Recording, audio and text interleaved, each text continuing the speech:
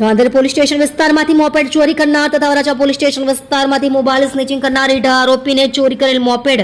તથા સ્નેચિંગ કરેલ mobile phone સાથે પકડી પાડી રાંદેર તથા વરાછા પોલીસ સ્ટેશનનો અનડિટેક્ટેડ ગુનો ડિટેક્ટ કરતી ચોક બજાર સર્વેલન્સ ટીમ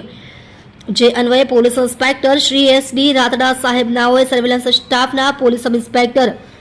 વીટી ડોડિયા નાઓને તથા સર્વેલન્સ સ્ટાફના માણસોને વણ શોધાયેલ ગુનાઓ શોધવા જરૂરી સૂચના તથા માર્ગદર્શન આપેલ જે આધારે એએસઆઈ હિરેનભાઈ ભરતભાઈ તથા હેડ કોન્સ્ટેબલ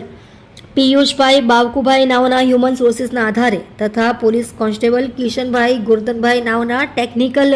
એનાલિસિસના આધારે રીઢા આરોપી મોહમ્મદ નાઝીમ મોહમ્મદ નન્હે શેખ નાઓને રાંદેર પોલીસ સ્ટેશન વિસ્તારમાંથી ચોરી કરેલ એક સુઝુકી કંપનીની બર્ગમેન મોપેડ જેનો રજિસ્ટ્રેશન નંબર GJ05PZ 8056 નો છે તે મોપેડ તથા વરાછા પોલીસ સ્ટેશન વિસ્તારમાંથી સ્નેચિંગ કરેલ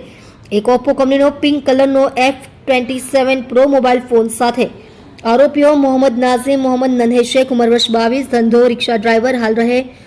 ફ્લેટ નંબર 307 લક્ષ્મી પેલેસ જુલવા ગામ નહેર પાસે કડોદરા 4 રસ્તાની આગળ કડોદરા સુરત શહેર તથા અગાઉ રહે